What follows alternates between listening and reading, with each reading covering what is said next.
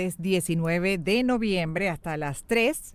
Pretendemos estar con ustedes con el programa con Gladys en Éxitos, y digo pretendemos porque vaya que ha sido difícil, particularmente hoy con los bajones de electricidad. Para que se den una mejor idea, desde las 2:37 de la tarde de este martes, pues ya tenemos anotados 7 bajones de luz, de electricidad, que por supuesto interrumpen la transmisión. Así que aferrada a todos los santos para que ya no se repitan, para que no continúen, para que haya estabilidad en el servicio eléctrico y bueno, todo el mundo pueda seguir además con sus actividades diarias, porque esto por supuesto afecta y mucho.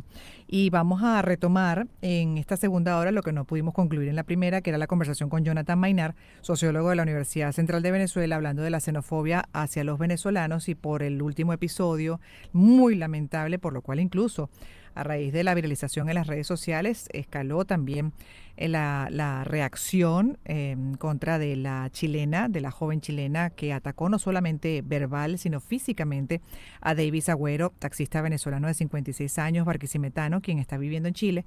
Y bueno, a raíz de eso también la joven recibió una dosis de violencia verbal, incluso dice que hasta amenazas, por lo cual el propio señor Agüero pidió que cesaran en esa reacción, que él estaba actuando dentro del plano judicial, y ella también ha dicho que va a responder como corresponda y entre otras ofreciendo disculpas públicas, se arrepiente de lo que hizo. Pero bueno, la realidad, y es lo que estamos abordando con el sociólogo, es que existe, pero no es exclusiva de Venezuela, es que existe desde siempre, porque además también, señor Jonathan, podemos repasar nuestra propia historia. Cuando recibimos a muchos migrantes del continente, por ejemplo, el caso de Colombia, bueno, hubo un punto donde lo que nos empezó a llegar de Colombia también eran, lamentablemente en algunos casos, delincuentes, por lo cual empezamos a generalizar, no sé si usted recuerda, y también hubo una xenofobia hacia los colombianos. Ciertamente hubo una caracterización societal hacia esos grupos. Uh-huh. Ahora, ¿cuál es la diferencia en lo que sucedió en esa época con lo que está pasando actualmente? Hay dos elementos importantes que hay que evaluar. Okay. El primero, que Venezuela históricamente ha sido un país altamente migratorio, tanto a nivel externo como a nivel interno.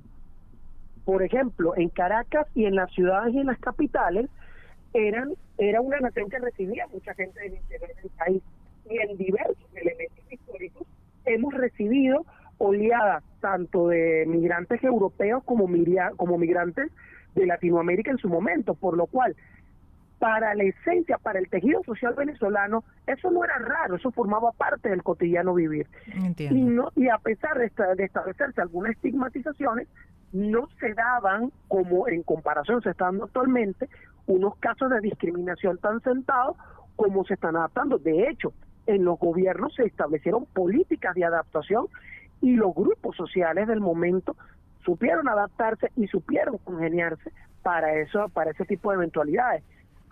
Y ojo, y para revisar la actualidad, ya pudimos hablar en la primera parte acerca de la crisis de Haití y República Dominicana.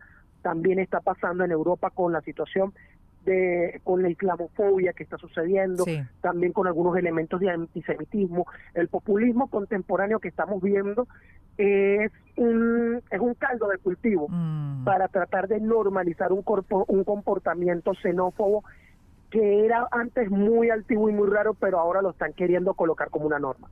Exacto, y como hasta agenda electoral. Lamentablemente, ¿no? Un discurso contra migrantes, y ahí la pregunta, ¿cómo se atrapa esto? Porque sí creo que mucha responsabilidad tiene el discurso oficial en lo que es la valoración, además confirmado por estudios justamente de quienes están dedicados al tema migratorio, de lo que aporta la migración a los países. Esto no se dice, esto no se cuenta, y lamentablemente se le pone resaltador a esos episodios aislados, además de una minoría que delinque, que actúa mal sin duda, que no se adapta como corresponde, que no respeta como corresponde a ese país escogido para instalarse. Entonces aquí, bueno, creo que ¿sería por ahí que se empiece a atrapar este problema general del mundo? Bueno, ante todo, sobre todo para caracterizar el dilema venezolano, toca dos grandes retos.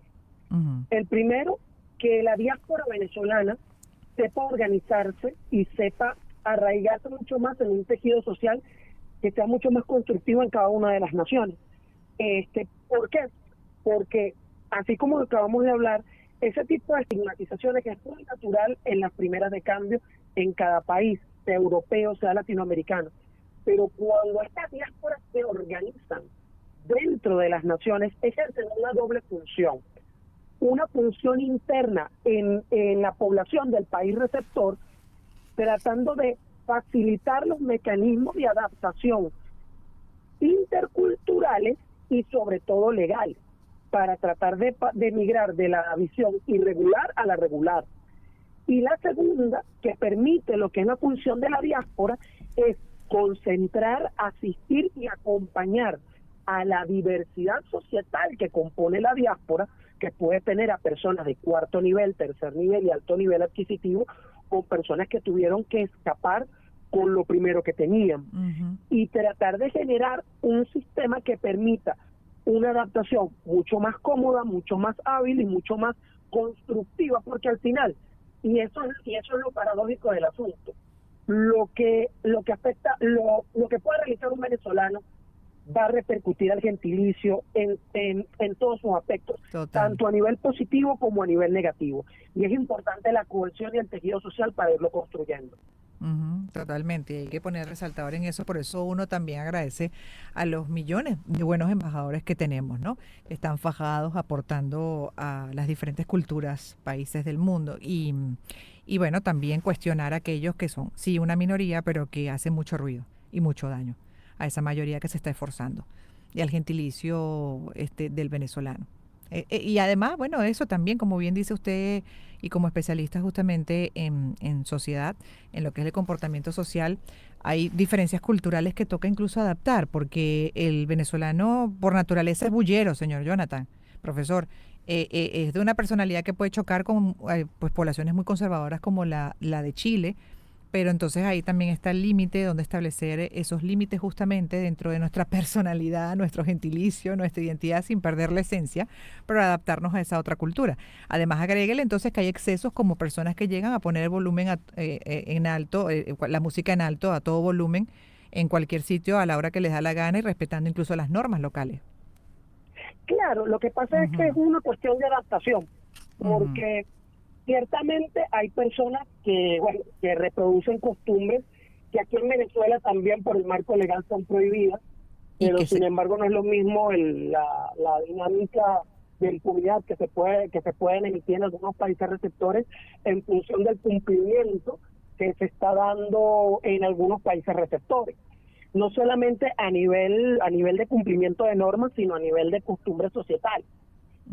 Y hay un balance, porque a pesar de que uno tiene que adaptarse propiamente, no solamente a las normas, leyes, sino a los códigos, costumbres y tradiciones que establece el país receptor, pero también una gran oportunidad que brinda la propuesta valor de la diáspora en cualquier momento, en cualquier lugar del mundo, es cómo las costumbres o el arraigo del país emisor puede nutrir a los países receptores. Claro. Ejemplo de ello fueron tanto las diásporas portuguesas, españolas, que nos nutrieron a nivel gastronómico, a nivel cultural, y fortalecieron mimetizándose en la cultura venezolana. Y ahorita actualmente, ejemplos gastronómicos, culturales, que se están manifestando de la venezolanidad en otros espacios, también se están marcando. Totalmente. Por eso lo importante para frenar la xenofobia es no caer en las generalizaciones sensacionalistas, sino tratar de fortalecer la cohesión de diáspora, tratar de generar un nexo entre las diversas generaciones de diáspora para dinamizar tanto el aporte cultural, político, económico en el país receptor y darnos como una diáspora de valor, que esto es un proceso que da el tiempo y el espacio.